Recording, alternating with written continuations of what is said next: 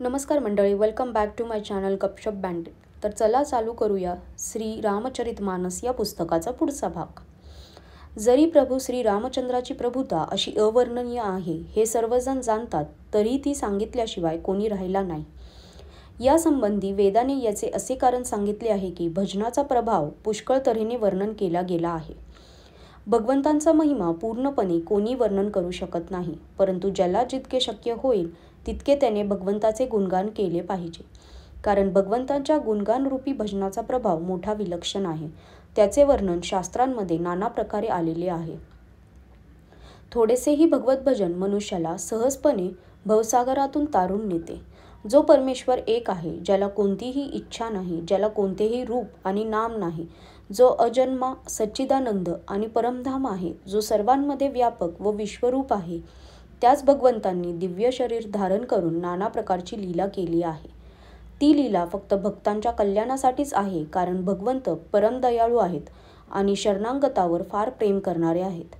त्यांची भक्तांवर मोठी माया आणि कृपा आहे. त्यांनी एकदा ज्याच्यावर कृपा केली त्याच्यावर मग कधी राग धरला नाही.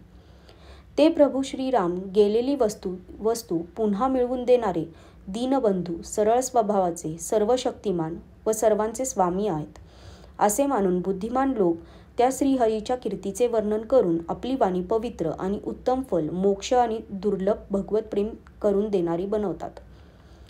त्याच आधारे नव्हे तर भजन हे महान फल देणारे समजून भगवत कृपेच्या बळावरच मी श्री रामचंद्रांच्या चरणी मस्तक ठेवून त्यांच्या गुणांची कथा सांगत आहे.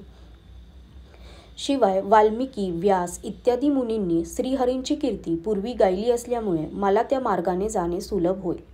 ज्या अत्यंत मोठ्या नद्या आहेत त्यांच्यावर जर राजाने पूल बांधला तर अत्यंत छोट्या मुंग्या देखील त्यावर चढून विनाशायास पलीकडे जातात. तसाच मी सुद्धा मुनींच्या वर्णनांच्या आधारे श्री रामचरित्राचे वर्णन सहजपणे करू शकेन. अशा प्रकारे मनाला धीर देत मी रघुनाथांच्या सुंदर कथेची रचना करीन. व्यास इत्यादी जे अनेक श्रेष्ठ कवी होऊन गेले आहेत त्यांनी मोठ्या आदराने श्रीहरींच्या कीर्तीचे वर्णन केलेले आहे. मी त्या सर्व श्रेष्ठ कवींच्या चरणी प्रणाम करतो. त्यांनी माझे मनोरथ पूर्ण करावे. कलियुगातील ज्या कवींनी श्रीरामांच्या गुणांचे वर्णन केले आहे त्यांनाही मी प्रणाम करतो. तसेच जे मोठे बुद्धिमान प्राकृत कवी आहेत, ज्यांनी आपल्या मातृभाषेमध्ये हरिचरित्र वर्णिले आहे त्यांना, आणि जे कवी पूर्वी होऊन गेले आहेत, हल्ली जे आहेत व पुढे जे होणार आहेत त्या सर्वांना अत्यंत निष्कपट भावनेने मी प्रणाम करतो. तुम्ही सर्व कवींनी प्रसन्न होऊन मला असा वर द्यावा की साधू समाजामध्ये माझ्या या काव्याचा सन्मान होईल. कारण बुद्धिमान लोक ज्या काव्याचा आदर करीत नाहीत अशा काव्याची रचना करण्यात व्यर्थ खटाटोप मूर्ख कवीच करतात. गंगेप्रमाणे सर्वांचे कल्याण साधणारी कीर्ती, कविता आणि संपत्ती हीच उत्तम होय. श्रीरामांची कीर्ती मोठी सुंदर, सर्वांचे अत्यंत कल्याण करणारी आहे, परंतु माझी कविता तशी सुंदर नाही असे अंतर असल्यामुळे या दोन्हींचा मेळ बसत नाही, याचीच मला काळजी वाटते. परंतु तुम्हा कवींच्या कृपेने ही गोष्ट मला सुलभ होईल. रेशमाची शिलाई तळतटावर सुद्धा शोभून दिसते. जी कविता सरळ असून जिच्यामध्ये निर्मळ चरित्राचे वर्णन असते आणि जी ऐकल्यावर शत्रूसुद्धा स्वाभाविक वैर सोडून प्रशंसा करू लागतो, त्याच कवितेचा आदर चतुर लोक करतात.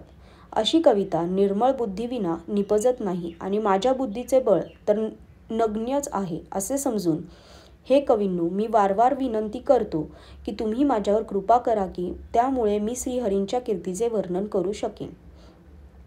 कवींनो व पंडितांनो, तुम्ही या रामचरित्र रूपी मानस सरोवरातील सुंदर हंस आहात.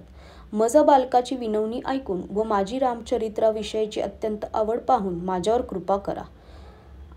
आजसाठी धन्यवाद.